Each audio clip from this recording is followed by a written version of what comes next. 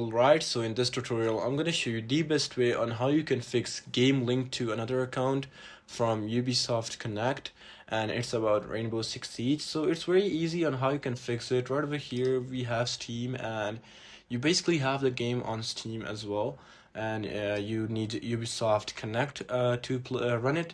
So I don't have Rainbow Six Siege right now, but obviously you have to download this game and you will have it in your files. So to have it in your files, you just need to go to Steam, and then you need to open its file location and then open file location again. Right over here I have it. So I don't what you need to do, I'll show you back again. So you need to go to Steam and then open file location over here again, and then you need to find Steam apps, press on that, and then common. Right over here you should find Rainbow Six Siege.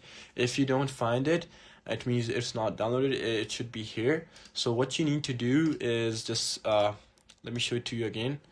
You need to go to Steam file location, and right over here you'll see Tom Clancy Rainbow Six Siege, and then you need to press on its properties.